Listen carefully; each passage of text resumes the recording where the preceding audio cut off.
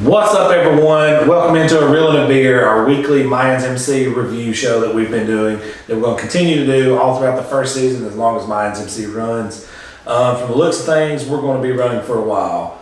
It keeps getting more interesting. It keeps getting deeper and deeper into the storylines. The thing that I do like about Mayans MC is they do a lot of flashbacks on the fly, which Sons of Anarchy did not do. No, they don't do any of that at all.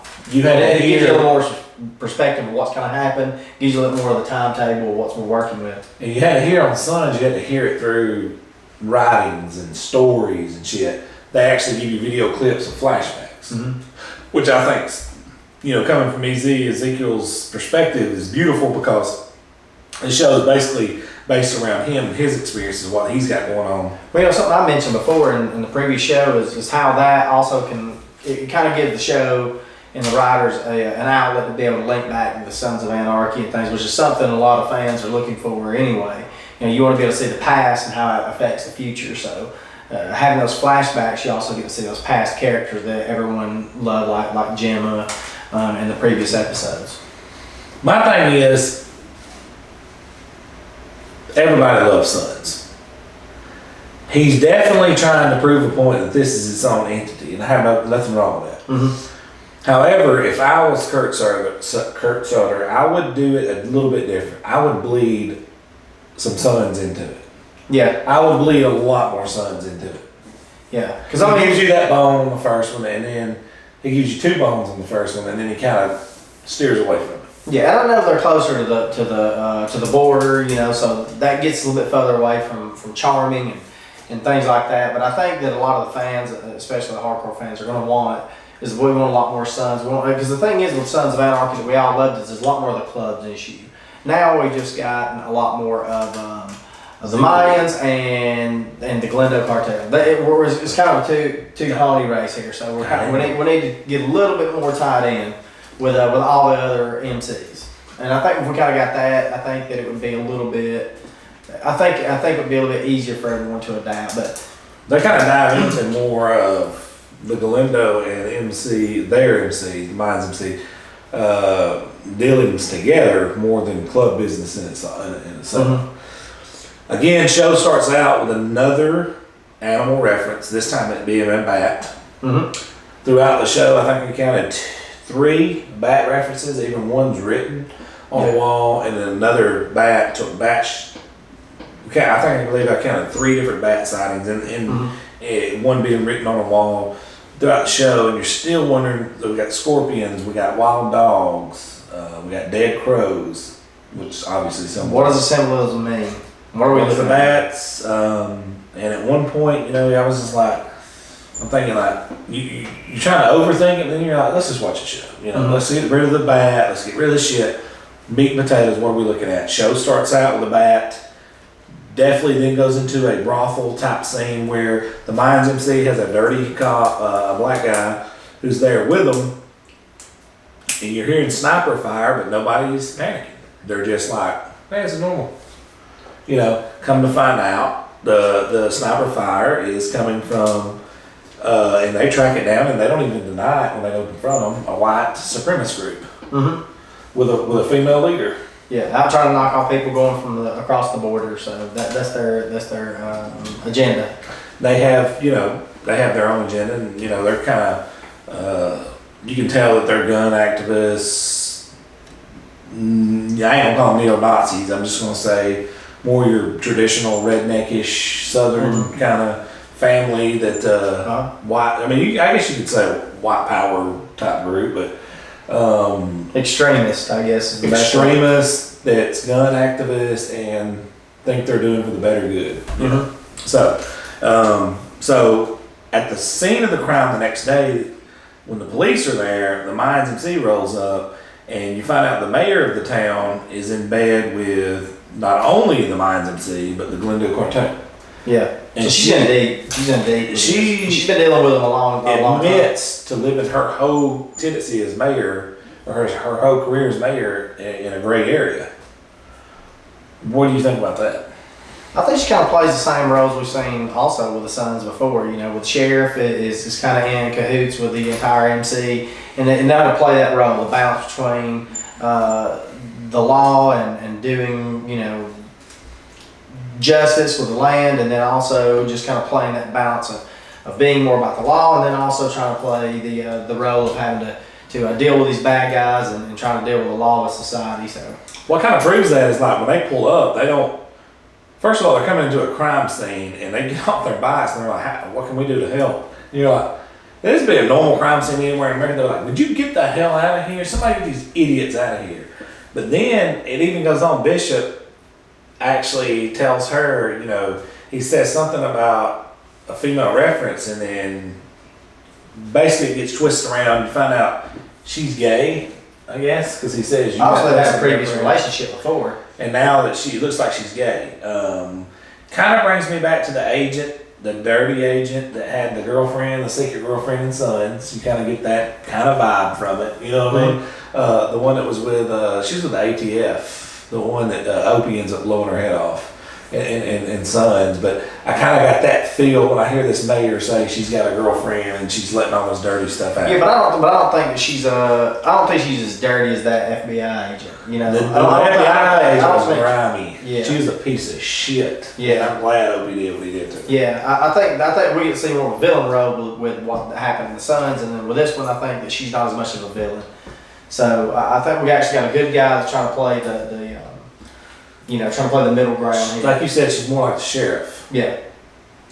She's more like the sheriff and Sons he's actually a good guy, smokes weed with them, covers up a lot of their stuff because he wants Charming to go on business as usual. He don't want to fight the Sons. He don't want to fight outside groups. He wants the Sons to do a lot of the protection and do their illegal stuff, and he don't want to disrupt the herd, basically. Yeah. So with that being said, though, you know, another thing that you mentioned, she also has said that she has dealings with the Glendo cartel and them. So, and then we all know the Glendo cartel's dirty. We all know that they're probably the, you know, they're the ones that's bringing down this border of America and also Mexico. So they're the ones that are controlling all of this. So it kind of makes you wonder, how good is she? What is she willing to do? How far is she willing to go? So they didn't get too deep into it. What kind of this episode they didn't get too deep into it, but you can see she definitely lets a lot of stuff slide under her watch. Yeah.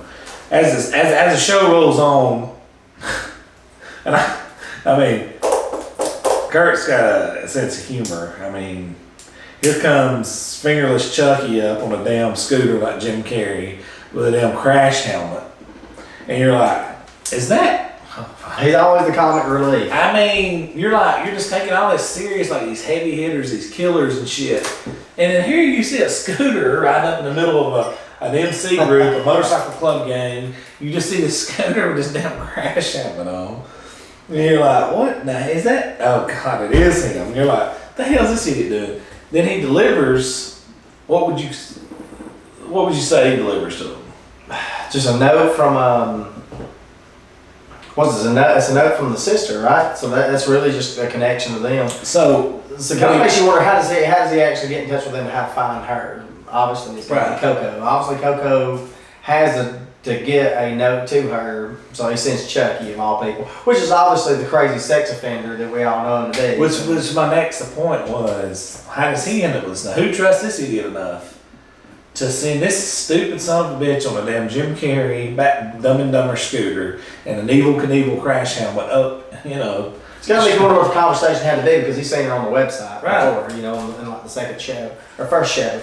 So, you know, he's seeing her on the website and he's delivering a note to her, or, you know, getting in contact with her. So we got to wonder what that conversation is going to be like. So, you know, and then, you know, the show rolls on. They go confront the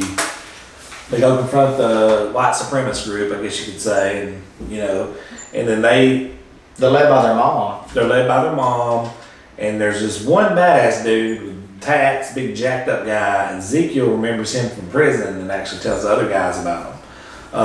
And this dude's no joke, man. This dude, we find out later on, he's got hands of steel. So, you know, so Chucky delivers the note, All right. Then later on, you're rocking on.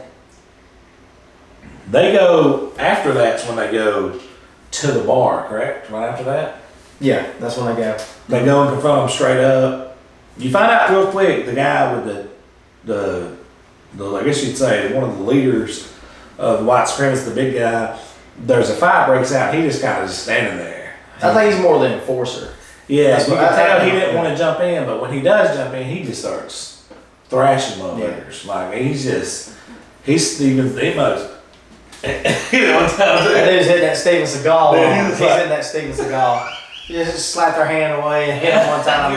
It's the slowest fight scene of all time. But dude, he's Steven like Seagal putting hands on him like dudes are dropping like flies. You're like, damn, dude, this dude's a real deal. And then they kind of cut it off. They're saying they're being watched. They cut it off, and you're like, it leaves you wanting more of that scene. You want to see them battle it out, but there wasn't time or place for it, And then you're like, what is this all about? Like you're kind of wondering, like, no solution here. The fight didn't end.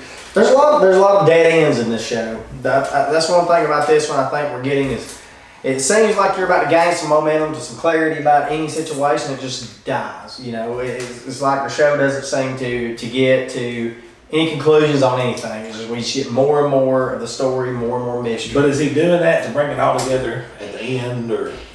I mean, I think so. I think maybe how it is. He seems kind of like in certain shows, it's kind of like a roller coaster ride. It goes up and it hits certain points, and then it just kind of lags a little bit, and then it goes back up. And then normally by the end, you always get the big thrill at the end. And I think that's the way he normally plays it.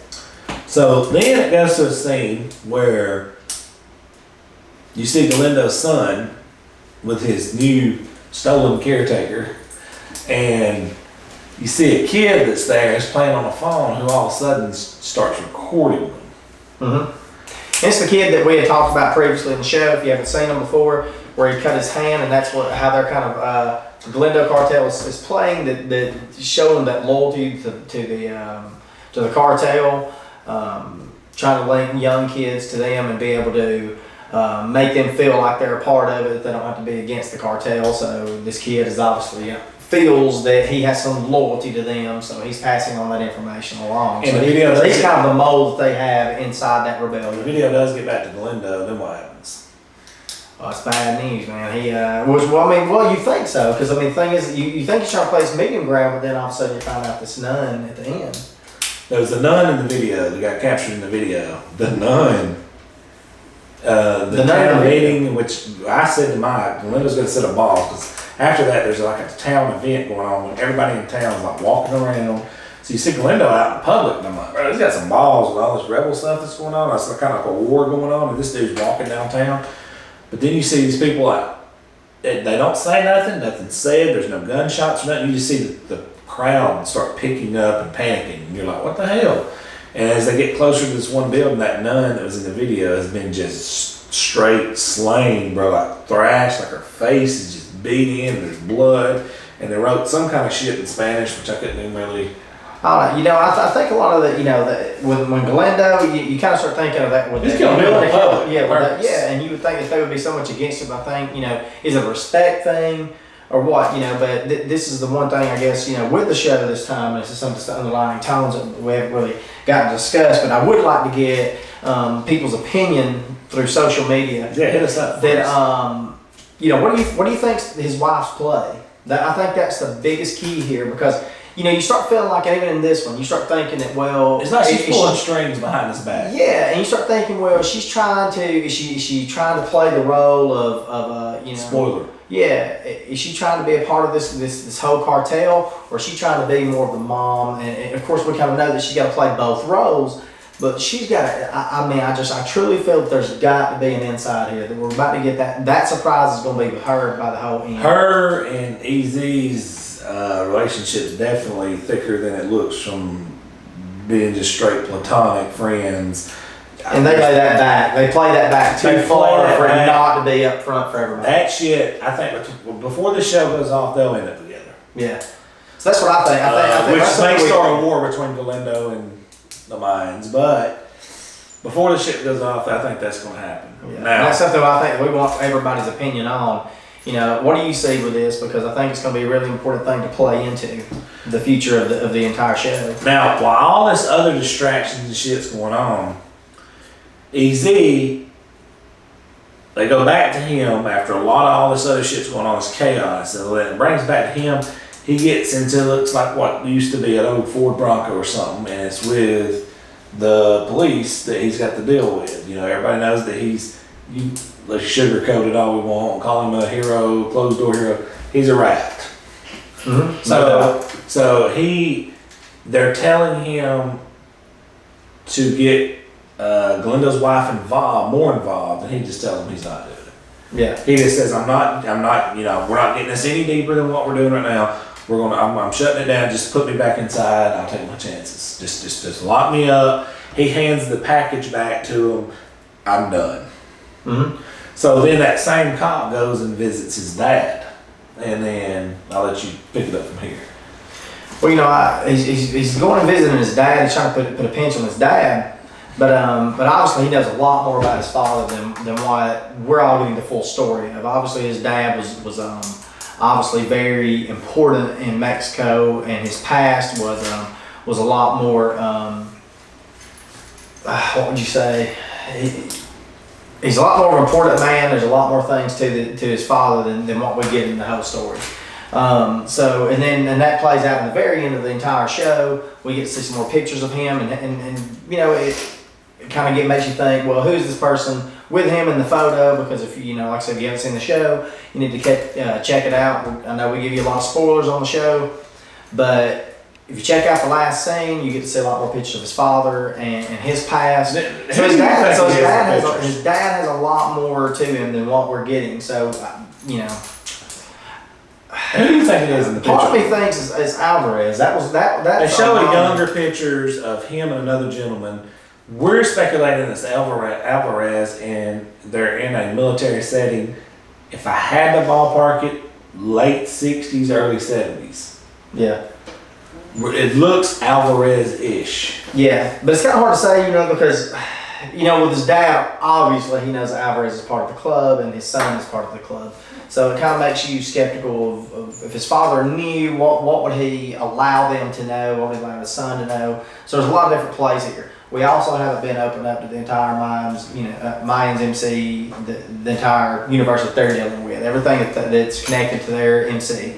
So that'll be in future episodes. I'm sure we'll get to clear that up, especially also getting to find out a lot more about what Emily and her play is in the entire show. What do you think about it? That was one of the biggest mysteries of the whole thing. Everyone in the house. I'm thinking, you know, in the show you also get to see how this entire white supremacist group, or just, I mean, you really can't say they're white supremacists. They're just a group of I would call they're about as close as they could be, I guess, what you would consider. I would, instead of calling them white supremacists, I'd say they're more of a Southern Brotherhood militia. Yeah, good Southern Brotherhood militia. They're more of a they're rebel flags, their backbone, they're gun activists, and they think they're doing a lot better for the country. They're a Southern Brotherhood militia more than you tell they've got some military experience, but they're not. You know, they're not as organized as like a normal gang would be, or a white supremacist group or something like that. They're not really organized. You're making me think of that scene from American History X where she I know, calls him a Ku Klux Klan. What? A bunch of unorganized group of fucking rednecks. They're an organized group of fucking rednecks. And we're not saying Aryan Brotherhood or any of that is unorganized groups of rednecks. But I think we're just making movie references. So I think with the I don't know who they would actually play into being the one that shot in the house. I don't really know who actually gets to play in that. So that's one thing that I definitely think that we would like to know a lot more from social media. Who do you think actually shot everyone in the house? What do you think Emily's play is going to be? Also, who's the last person in the picture? Who do you think who this is? Where's the show going to go? I think that's the biggest key that we're looking for, and I think that's what we really would like to get. I would like to get the opinion of everyone else to kind of see where the show's going. Tell us your opinions nationwide, worldwide. People watch this because a lot of people don't know this, but only 60. Last time I checked, it was like 67% or 66% of our audiences in America, which is pretty awesome. We've been viewed in 113 different countries now, and only 66% of our viewing audience is in America. So we're actually at people worldwide commenting on our stuff and liking our stuff. So please subscribe. Let us know. Let us know what you think. Like, where do you think the show's going? Is the show, and you can't compare it to Sons because it's its own entity. I personally think they need to bleed more Sons in. I think that he's going to start this show out with not so much Sons because he's wanting it to have its own legs to stand on, and I think he's going to bleed Sons in later. And when he does, everybody's going to be like this fury, you know. But I think he's walking a gray area where you don't want to go too long without Sons and lose that Sons audience and just bring on this new crowd because it's not going to be enough to withstand it. Yeah. I don't think this show has any kind of fear of not having a season 2 or 3, but holding 6 seasons, probably not. When Boardwalk Empire only went 4. I think right now, the way we're going, we'll have at least 3 to 4 seasons out of this, but we don't know what the future holds. So, but we're about to shut this one particular show down. Guys, please hit the subscribe button. Please hit the bell to get the notification when we do upload. We will be doing this show every week. We film it on Tuesday night. We try our best to drop it on Wednesday night. If we can get our producer, who doesn't have a job, she just kind of chills in her house all day, to do her nails and her hair and all that, to upload these videos and edit them. What editing we do on this. But that being said, Mike, you got anything else? No, I ain't got anything. Just check us out every Tuesday. This is a reel And a beer. Good night.